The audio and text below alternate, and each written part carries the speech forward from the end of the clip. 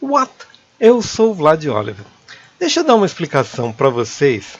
Vou parar no meio do caminho aqui das explicações de Dynamics para fazer um pequeno adendo aqui. Veja, eu estou pegando uma luz, ok?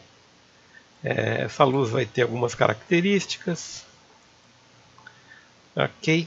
E vamos dar a essa luz shadows, um shadow map. Eu estou fazendo qualquer bobagem aqui de tal forma que eu ligue isso aqui e veja esta configuração. A explicação que eu vou dar, ela é muito rudimentar, tá? Mas eu acho que eu prefiro ter uma explicação rudimentar do que não ter explicação nenhuma a respeito do que a gente tem pela frente. Vejam o seguinte, o Cinema 4D R19, ele tem tanto a possibilidade de você trabalhar com, veja, se eu venho aqui no condições de render aqui, eu tenho o Pro Render, que é um render nativo também é um render nativo do programa, ok? Está sendo desenvolvido no momento, ok? Quanto eu tenho a possibilidade de vir aqui no Octane, vejam, eu tenho um render externo que você pode alugar, ok? Você paga uma mensalidade lá e você tem a possibilidade de renderizar com Octane. Por isso que o meu grupo de renders aqui tem um Octane Render aqui. Vejam, há dois vídeos excelentes de um cara chamado Juliano Carneiro, um sobre Pro Render e outro sobre Octane Render, que eu não vou ficar dando spoiler. Eu sugiro a vocês que assistam porque é muito bacana. Ok? Então vocês vão entender como configurar rapidamente, como fazer algumas coisas, ok? Baseadas nessa informação. O que eu queria falar é um pouco do que a gente não entende direito, porque eu estou vendo uma imensa confusão das pessoas a respeito do que esperar desses renders, ok? Vejam, basicamente nós estamos com uma confusão de render e a Watt nem se meteu ainda nessa briga porque a gente não tem uma posição definida entre os renders que estão disputando a preferência do consumidor. Ou seja, nós temos o Arnold no 3ds Max, nós temos o mesmo Pro Render aqui, nós temos o Octane Render, o Redshift, o Corona, o V-Ray, ok? Todos esses renders competem entre si e as pessoas ficam perguntando, mas qual é o melhor? Vejam, não tem o melhor. Tem aquele que se adapta melhor à tua necessidade, ok? Só que eles estão divididos meio em família, uns são biased, outros unbiased, uns são por GPU, outros por CPU, uma zona, ok? Eu nem vou me propor a explicar essa zona. O que eu queria explicar de forma muito sucinta é o seguinte. O que é um render? Um render nada mais é do que uma informação, ou seja, a gente escolhe uma luz, ele pega essa informação de luz, projeta nas superfícies que você tem espalhadas na sua cena e te dá uma informação de intensidade de espalhamento. É isso que o render faz, ok? Na condição inicial, o render deixava tudo com cara de desenho animado, ou seja, tudo muito purinho.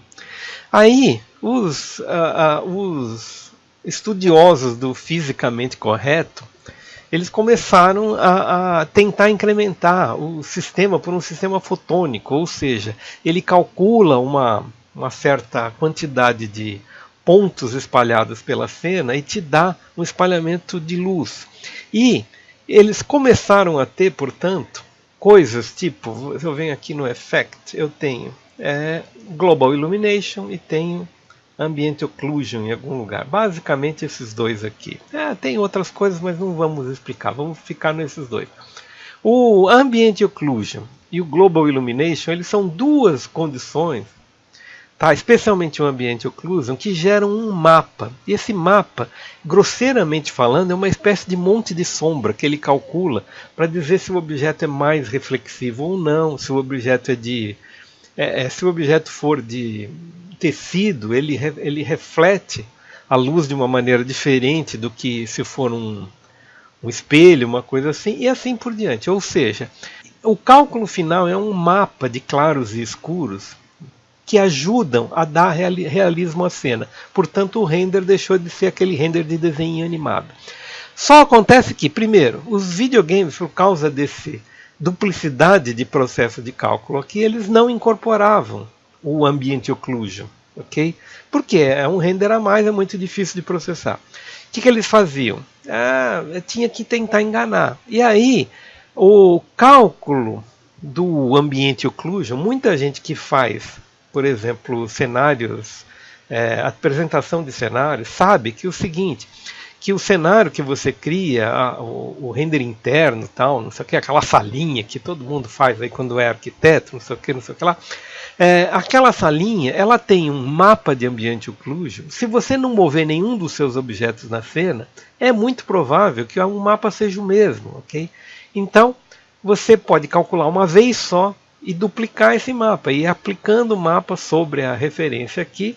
E o pessoal de videogame entendeu que isso aqui poderia ser realmente um material aplicado no teu objeto. O que significaria isso? Significaria que você pode criar um mapa de distorções do objeto, e esse objeto vai se transformar num objeto muito mais complexo, requintado, sem uma geometria muito requintada.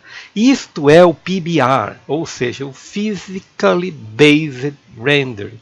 E o que é o Physically Based Render? Aqui a gente tem agora, opa, onde é que ele está? Até esqueci. New PBR Material, ok? O que significa isso? Significa que você pode trazer de um lugar onde você pintou essas coisas, ok? Um mapa que substitui o Ambient Occlusion e torna as coisas mais rápidas. Por tornar as coisas mais rápidas, você pode abrir o cálculo então para... Se você tem o Octane Render aqui, você pode abrir o cálculo para um render de placa, que é mais levinho, ok? E te permite aqui, então, você saber o que você está fazendo em tempo real, ok?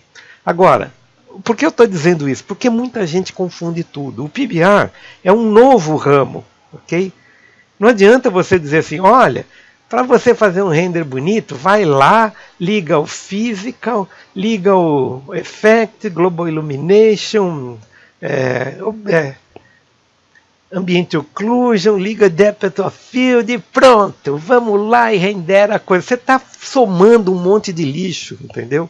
Que não é necessário. Você, por exemplo, o PBR, ele vai ter as informações de occlusion direto no material. Portanto, não adianta você criar um render fisicamente correto com um ambiente, com um objeto que já tem um material que já é fisicamente correto, entendeu? Então, você precisa tomar muito cuidado com isso. Eu sei que eu estou sendo muito simplório na minha informação, mas acho que isso é para vocês entenderem que a gente está num outro patamar aqui, e o New PBR Material ainda está em desenvolvimento aqui, a gente ainda tem limitações, ok? E a gente vai entrar nessa área aqui, muito provavelmente no próprio projeto da bonequinha. Mas o render, esse render de placa, render de GPU, ok?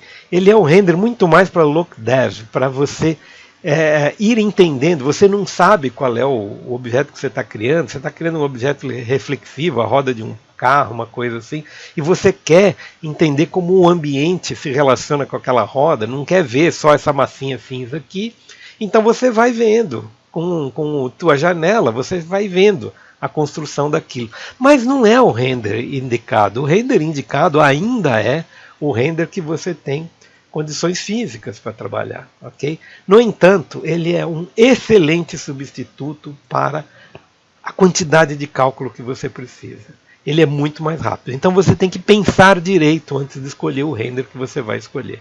Por enquanto é isso aí. Nos vemos no próximo vídeo.